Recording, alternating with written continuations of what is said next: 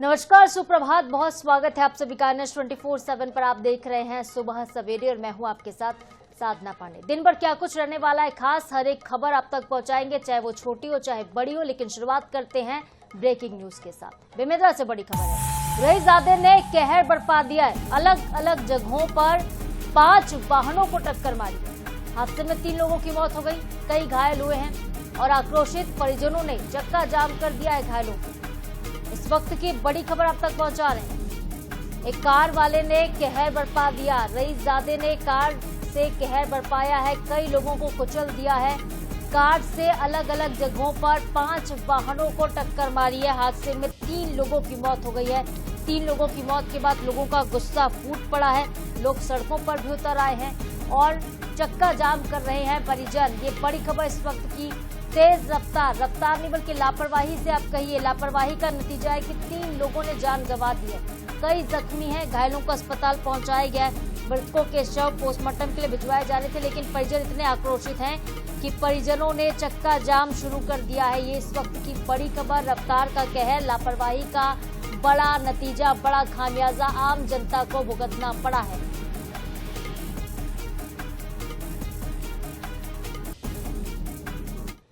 और आज का दिन बेहद महत्वपूर्ण रहने वाला है क्योंकि चुनाव आयोग आज देश भर में एसआईआर करने का ऐलान करेगा।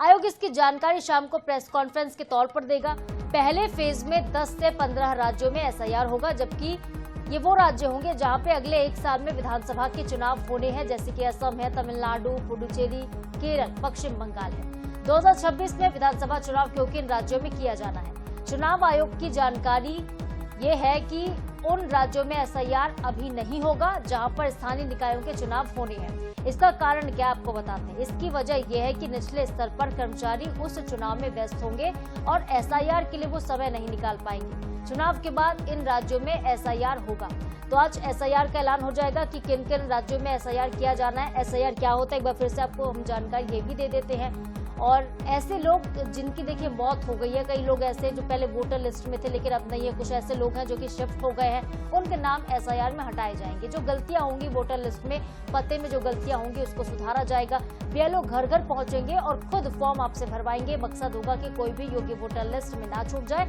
और अयोग्य मतदाता वोटर लिस्ट में ना रह जाए। एक चुनाव आयोग की प्रक्रिया है ये एसआईआर। इसमें वोटर लिस्ट को अपडेट किया जाता बेहद आवश्यक है। 18 वर्ष से ऊपर के लोगों को यानी कि वोटर्स को इसमें जोड़ा जाता है।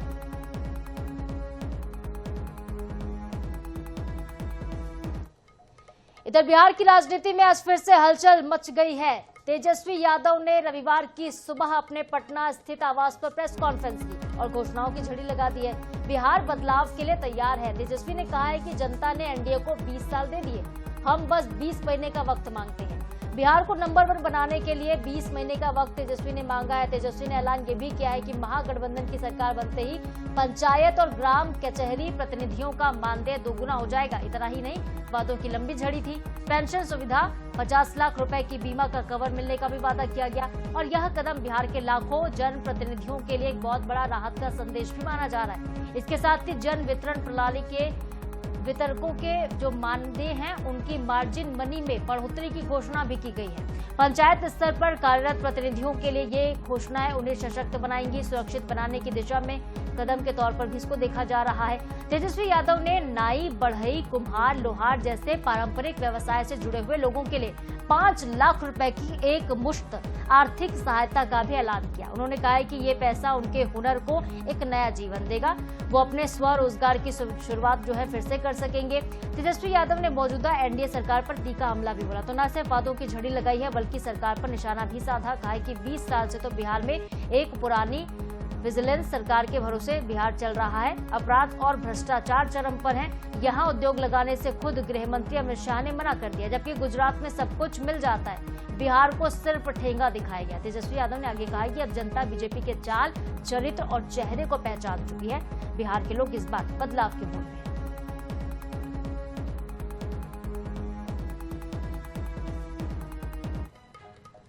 और अगली बड़ी खबर सलमान खान को लेकर है। पाकिस्तान फिल्म अभिनेता सलमान खान से नाराज हो गया। इतना नाराज हो गया पाकिस्तान की सरकार ने एक अजीबोगरीब कदम उठा लिया, सलमान खान को आतंकवादी बता दिया। हाल ही में सऊदी अरब में आयोजित हुए जॉय फोरम 2025 के दौरान दिए गए एक बयान का विरोध सलमान खान के लिए किया जा रहा है। बलूचिस्तान का जिक्र उन्होंने किया था और पाकिस्तान से इसको अलग बता दिया था। इस बयान के कुछ समय के बाद ही पाकिस्तान के गृह मंत्रालय ने अभिनेता का नाम एंटी टेररिज्म एक्ट के तहत आने वाले 4th शेड्यूल में डाल दिया, यानी कि अब पाकिस्तान में सलमान खान जो है कानूनी तौर पर आतंकी माने जाएंगे। दरअसल सलमान खान का ये वाक्य सुनने में सामान्य लगा है, लेकिन पाकिस्तान के सत्ताधारियों को ये नागवार गुजरा है। उन्होंने बलूचिस्तान को पाकिस्तान से अलग नाम लेकर संबोधित किया और बस इसके बाद सोशल मीडिया पर पाकिस्तानी नेताओं और ट्रोल्स ने उनको निशाने पर ले लिया। बता दें कि लंबे समय से पाकिस्तान बलूचिस्तान के बीच संघर्ष हो रहा है, लड़ाइयां हो रही हैं। बलूचिस्तान अपने को पाकिस्तान का हिस्सा नहीं मानता है, जबकि पाकिस्तान वहां के लोगों का दमन कर रहा है। आइए आपको बताते हैं कि सलमान खान ने क्या कहा था। सलमान ने क्या कहा था, ग्राफिक्स के जरिए आपको हम समझाते हैं।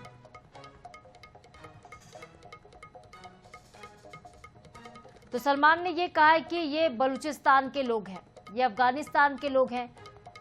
ये बयान है, ये बलूचिस्तान के लोग हैं, सलमान का ये बयान है। ये पाकिस्तान के लोग हैं, हर कोई सऊदी अरब में मेहनत कर रहा, ये भी सलमान खान ने कहा था। तो देखिए सलमान का यही बयान है जिसके बाद उनको आतंकवादी घोषित कर दिया गया है पाकिस्तान की तरफ से। सलमान खान का बयान आता है और सलमान खान के बयान के बाद उनको आतंकी करार दिया जाता है पाक की तरफ से, क्योंकि बलूचिस्तान को उन्होंने पाक का हिस्सा नहीं बताया। अब देखिए पाकिस्तान के 4th शेड्यूल लिस्ट क्या है। 4th शेड्यूल में आतंकवादी या फिर चरमपंथियों को रखा जाता है पाकिस्तान की तरफ से, और ऐसी गतिविधियों में शामिल होने के संदिग्ध लोगों को रखा जाता है जो संदिग्ध होते हैं, इस तरह के टेररिस्ट अटैक्स में शामिल होते हैं। इस सूची में जो लोग पाकिस्तान की यात्रा नहीं कर सकते, जो भी होंगे पाकिस्तान नहीं जा पाएंगे वो लोग। संपत्ति जब्त कर ली जाती है, कड़ी निगरानी का सामना करना पड़ता है। आतंकवाद रोधी अधिनियम 1997 भी इसको कहा जाता है। ये कानून सिर्फ पाकिस्तानी सीमाओं के अंदर लागू होता है। अगर कोई पाकिस्तान जाएगा तब ये नियम लागू होंगे, कोई बाहर है तो उसके लिए कोई नियम नहीं होंगे। बलूच नेता मीर यार ने इस पर खुशी जताई है। कैसी खुशी जताई आपको ये भी बताते हैं। उन्होंने सलमान खान का धन्यवाद कर दिया है। सऊदी अरब में भारतीय फिल्म जगत के दिग्गज सलमान खान का बलूचिस्तान का उल्लेख करना 6 करोड़ बलूच नागरिकों के लिए खुशी लेकर आए, वो कह रहे हैं।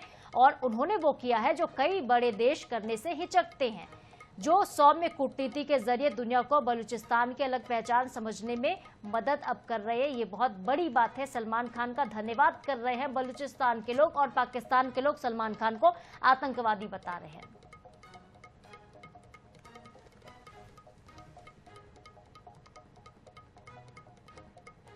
Right now, if you make a Hindi film and just release it, it'll be a super hit. If you make a Tamil film or a Telugu film or a Malayali film, they will do hundreds of crores of business just in this block, just in the GCC block, because so many people from our countries have come here. There are people from Balochistan, there are people from Afghanistan, there are people from Pakistan. Everyone is working here. That's so nice. Do you have anything? तो Saudi अरब में दिए गए इस पूरे बयान को लेकर बवाल हो रहा। देखने वाली बात ये होगी कि आगे क्या स्टैंड होता है इंडिया का, और क्या कुछ बयानबाजी आगे होती है, प्रतिक्रियाएं किस तरह से आती है। बात अब करते हैं मन की बात की। प्रधानमंत्री मोदी ने अपने रेडियो के कार्यक्रम यानी कि मन की बात के 127वें एपिसोड में देशवासियों को छठ पूजा की शुभकामनाएं दी और सभी से इस पर्व में शामिल होने की अपील की है। इस दौरान पीएम मोदी ने जीएसटी, बचत उत्सव, सरदार पटेल की जयंती, रन फॉर यूनिटी जैसे विषयों पर बातचीत की। उन्होंने कहा कि त्योहार के दौरान लोगों में स्वदेशी वस्तुओं की खरीदारी को लेकर उत्साह बढ़ गया है। इसके अलावा पीएम मोदी ने छत्तीसगढ़ का जिक्र किया है। छत्तीसगढ़ के अंबिकापुर में चल रहे गार्बेज कैफे की पहल की सराहना की पीएम ने, जहां पर लोग आधा किलो प्लास्टिक देते हैं, नाश्ता कर सकते हैं और 1 किलो प्लास्टिक के बदले भोजन कर सकते हैं। पीएम ने कहा है कि ये एक प्रेरक उदाहरण है कि जब ठान लिया जाए तो बदलाव संभव है।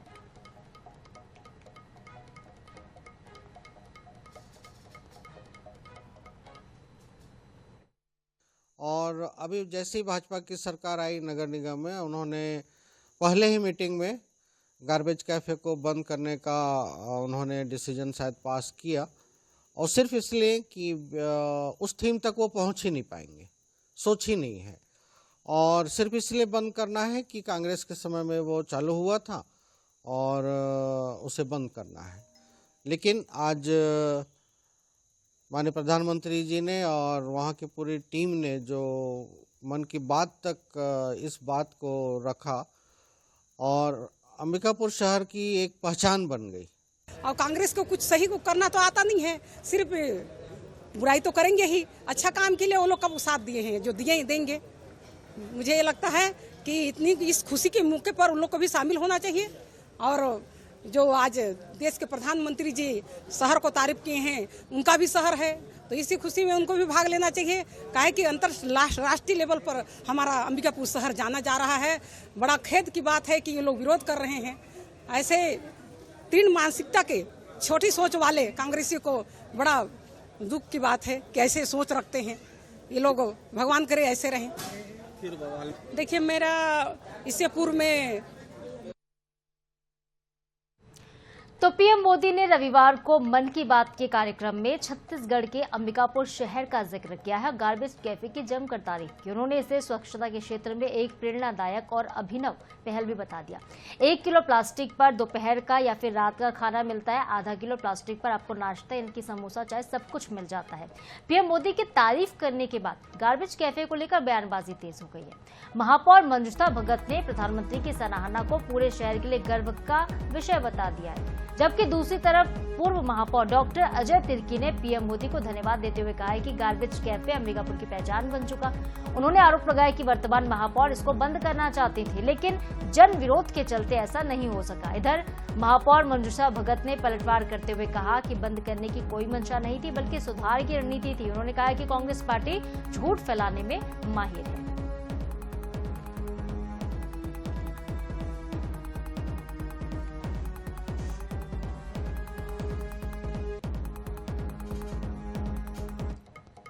और चलिए बात करते हैं छत्तीसगढ़ में नक्सलवाद की। छत्तीसगढ़ के कांकेर के अंतागढ़ में 21 नक्सलियों ने सरेंडर कर दिया है।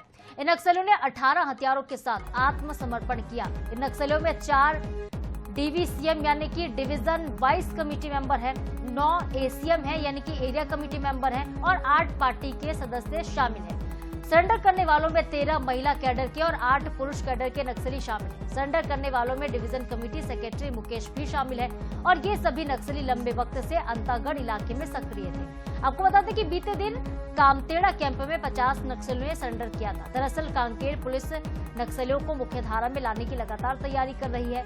इस मामले को लेकर बस्तर के आईजीपी सुंदरराज का बयान सामने आया। उन्होंने कहा है कि इन दिनों सरकार की पुनर्वास और पुनर्जीवन योजना के तहत नक्सली संगठन से जुड़े हुए नक्सली मुख्यधारा में वापस लौट रहे हैं, अपने संगठन को छोड़ रहे हैं। और बीते 210 नक्सलियों के बाद आज 18 हथियार के साथ 21 नक्सलियों ने अपना हथियार डाल दिया, आत्मसमर्पण कर दिया, मुख्यधारा में लौट आए हैं। अब मार डिवीजन के साथ ही उत्तर डिवीजन जो है नक्सल मुक्त की तरफ आगे बढ़ रहा है।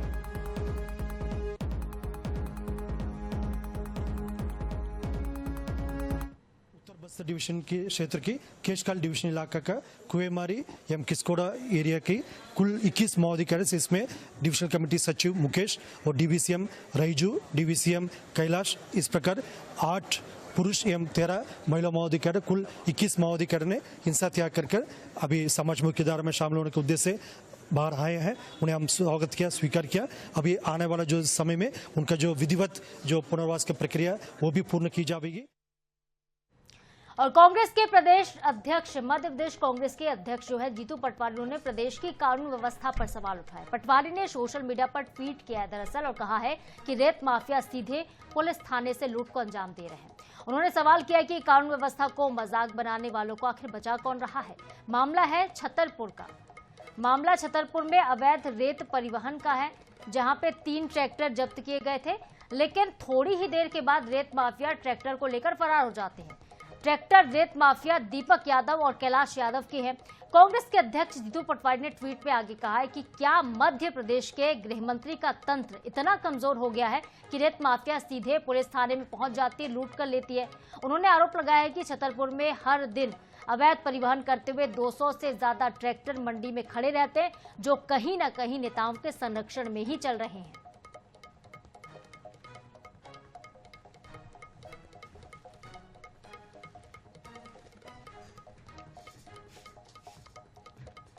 और चलिए आगे बात करेंगे तानिया मित्तल की। तानिया मित्तल एक बार फिर से सुर्खियों में है। बिग बॉस की फेम तानिया मित्तल का एक विवादित वीडियो आपको दिखाते हैं। रहने वाली है ग्वालियर की। ग्वालियर का ही एक वीडियो काफी ज्यादा वायरल हो रहा है, जिसमें तानिया मित्तल पोटाश गन चला रही है और वीडियो सामने आने के बाद इस पर कई सवाल खड़े हो रहे हैं। वीडियो में तानिया मित्तल खतरनाक पोटाश गन चलाते हुए दिख रही है। फिलहाल तानिया मित्तल बिग बॉस के शो में है। ग्वालियर कलेक्टर ने कार्बाइड गन पर, पोटाश गन पर पूरी तरह से बैन लगा दिया है। लोगों की जान माल को ध्यान में रखते हुए इसके इस्तेमाल पर, इसकी खरीदी बिक्री पर, प्रदर्शन पर रोक लगाई गई। बता दें कि प्रदेश भर में कार्बाइड गन, पोटाश गन और घायल लोगों की संख्या लगातार इससे 300 से ज्यादा पहुंच गई है। लेकिन अब ये वीडियो सामने आने के बाद एक नया विवाद शुरू हो गया। लेकिन सवाल कई उठ रहे हैं कि क्या ये वीडियो पुराना है, क्योंकि इस वक्त तो तानिया मित्तल बिग बॉस में है, काफी ज्यादा वो सुर्खियां बटोर रही हैं अपने गेम को लेकर। पर वीडियो अब जाकर सामने आया ऐसे वक्त में जब पूरे मध्य प्रदेश में पोटाश गन जो है और कार्बाइड गन्स जो है बैन की गई हैं। इसने लोगों की आंखों की रोशनी छीन ली है। जो गन्स बिक रही थी, इसके चलते लोगों का कार्निया जो है वो कॉर्निया खराब हो गया, ट्रांसप्लांट करना पड़ा। कुछ लोग अंधे तक हो गए, आंखों की रोशनी तक चली गई। लेकिन अब चूंकि तानिया का वीडियो सामने आ गया और वो चर्चित चेहरा भी है, ऐसे में इसकी जांच होने की वीडियो कब का है, क्या बैन होने से पहले का है, ये भी बड़ा सवाल है, या बैन होने के बाद इस तरह से पोटाश गन वो चला रही थी। चूंकि फिलहाल तो बिग बॉस में है, जांच के बाद ही वीडियो की सच्चाई सामने आएगी। एक शिकायत हमारे पास आई है कि एक सोशल मीडिया इन्फ्लुएंसर हैं ग्वालियर से, जिनका एक वीडियो काफ़ी भारी मात्रा में अभी जो है वायरल हो रहा है सोशल मीडिया अकाउंट्स पे। उसमें वह दिख रही हैं कि वह कार्बाइड गन चला रही हैं। कई एफआईआर हमारे यहाँ पे हुई है। जो भी कार्बाइड गन बनाता मिलता है या इस्तेमाल करते मिल रहे हैं, उनको हम एफआईआर दर्ज करके उनमें विधिवत कार्रवाई कर रहे हैं। तो ग्वालियर में प्रतिबंधित है पोटाश गन, कार्बाइड गन। उसके बावजूद ये वीडियो सामने आने के बाद अब देखिए कार्रवाई कर रही है पुलिस की तरफ से ये बयान भी आया है कि हम देख रहे हैं कि वीडियो कब का है। वीडियो सामने आने के बाद लेकिन फिर से सुर्खियों में आ गई है तानिया मित्तल। बिग बॉस के घर में तो सुर्खियां बटोरी नहीं है और देश भर में जगह जगह पर उनके वीडियोस वायरल हो रहे हैं समय समय पर। इसको लेकर भी सुर्खियां बटोरी। बीते दिनों तानिया मित्तल के भाई चर्चा में थे, क्योंकि उन्होंने एक इन्फ्लुएंसर जो कि सोशल मीडिया पर काफी ज्यादा एक्टिव है, उनको धमकी दी थी। इसके चलते तानिया मित्तल के भाई सुर्खियों में थे। लेकिन अब तानिया मित्तल का ये वीडियो जो है विवादित होता जा रहा है। कलेक्टर ने मामले की जांच के निर्देश भी दे दिए। प्रदेश भर से 300 से ज्यादा लोग अब तक अपनी आंखों की रोशनी खो चुके हैं। उनकी आंखों में कोई न कोई इफेक्ट हुआ है। ग्वालियर में ऐसे में पोटाश गन प्रतिबंधित कर दिया गया है। भोपाल में पोटाश गन पूरी तरह से बैन है। भोपाल, ग्वालियर और कई जगहों पर मध्य प्रदेश के कई जिलों में इसको बैन किया गया है। और फिलहाल के लिए बुलेटिन में इतना ही। खबरों के अपडेट्स के लिए आप देखते रहिए NS 24/7। नमस्कार।